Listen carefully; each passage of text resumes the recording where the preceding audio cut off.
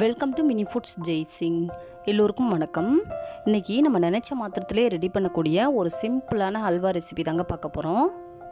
ஒரு 1/4 மணி நேரம் டைம் இருந்தால் போதும். இந்த ஹல்வா நம்ம ரெடி பண்ணி முடிச்சிடலாம். இப்போ ஒரு பாத்திரம் எடுத்துக்கலாம். அதில் 1 கப் அளவுக்கு சுகர் சேர்த்துருக்குறேன். இப்போ இதில் 3 கப் அளவுக்கு தண்ணி சேர்த்துக்கலாங்க. இந்த சுகர் 1 கப்லேருந்து 1.5 கப் வரைக்கும் உங்கள் தேவைக்கேற்ப சேர்த்துக்கலாங்க. இதில் கொஞ்சமாக குங்குமப்பூ சேர்த்துக்கிறேன். உங்களுக்கு தேவைன்னா கொஞ்சமாக ஃபுட் கலர் சேர்த்துக்கலாம், இல்லாட்டினா அப்படியே ப்ளெயினாக கூட விட்டுடலாங்க. இப்போ இந்த சுகர் நல்லா கொதிச்சு வரட்டும். பாகு பதம் கம்பி பதம் எதுவுமே தேவை கிடையாதுங்க. ஜஸ்ட்டு கொதிச்சா போதும். கொதிச்சதுக்கப்புறமா அடுப்பை ஆஃப் பண்ணிவிட்டு இதை ஓரமாக வச்சிடலாம். இப்போ இன்னொரு பாத்திரம் எடுத்துக்கலாம். அதில் 1/4 கப் அளவுக்கு நெய் சேர்த்துக்கலாங்க. நெய் நல்லா சூடாகி உருகுனதுக்கு அப்புறமா இதில் கொஞ்சமாக முந்திரி பருப்பு சேர்த்துக்கலாம். முந்திரி பருப்பு சேர்த்து கொஞ்சம் ஒரு பொன்னிறமாகிற வரைக்கும் வறுத்து எடுத்து வச்சுக்கலாங்க ஓரமாக.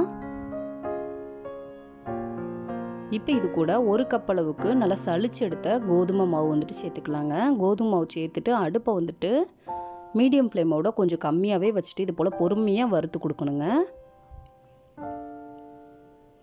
இந்த மாவு இது போல் உதிரி உதிரியாக இல்லாமல் இது போல் மாறி ஒரு சாந்து பதத்துக்கு வருங்க.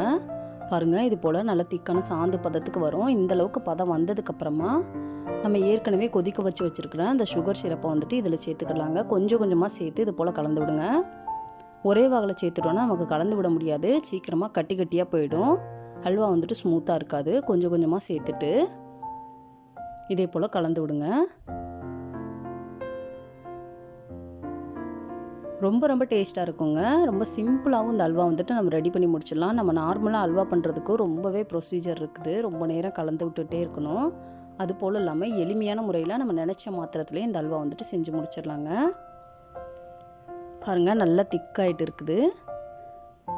நம்ம இது போல் கலந்து விடும் பொழுது நல்லா திரண்டு அந்த பாத்திரத்தில் ஒட்டாமல் ஒரு பதத்துக்கு வரும். அந்தளவுக்கு பதம் வர வரைக்கும் நம்ம பொறுமையாக அடுப்பை மீடியம் ஃப்ளேமோட கொஞ்சம் கம்மியாக வச்சுட்டு கலந்து விட்டுட்டு நல்லா திக்காயிட்டு நல்லா திரண்டு வந்துருச்சு. இப்போ இதில் ஒரே ஒரு ஸ்பூன் அளவுக்கு நெய் சேர்த்துக்கலாம்.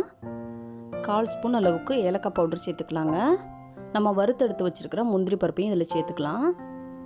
சேர்த்துட்டு இதை ஒரு நிமிஷத்துக்கு நல்லா கலந்து விட்டுக்கலாம். இந்த ஏலக்காய் முந்திரி பருப்பெல்லாம் எல்லா பக்கமும் படுற மாதிரி நல்லா கலந்து எடுத்துக்கலாங்க. சாப்பிட்றதுக்கு ரொம்ப டேஸ்ட்டாக இருக்குங்க. இது ஒரு 15 மினிட்ஸில் பண்ண அல்வான்னு யாருமே சொல்ல மாட்டாங்க. அந்தளவுக்கு டேஸ்ட்டாக இருக்கும். நம்ம சிம்பிளான முறையிலையும் செஞ்சு முடிச்சிடலாம். அவ்வளோதாங்க, சூப்பரான அல்வா சுட சுட ரெடி ஆகிடுச்சு. இந்த வீடியோ உங்களுக்கு பிடிச்சிச்சின்னா லைக் பண்ணுங்கள், கமெண்ட் பண்ணுங்கள், உங்கள் ஃப்ரெண்ட்ஸ் அண்ட் ஃபேமிலிஸ்க்கும் ஷேர் பண்ணுங்கள். இதே போல் சிம்பிளான ரெசிபிஸ் வீடியோ தொடர்ந்து பார்க்குறதுக்கு மறக்காமல் நம்ம mini foods Jaisingh channel subscribe பண்ணுங்கள். தேங்க்ஸ் ஃபார் வாட்சிங்.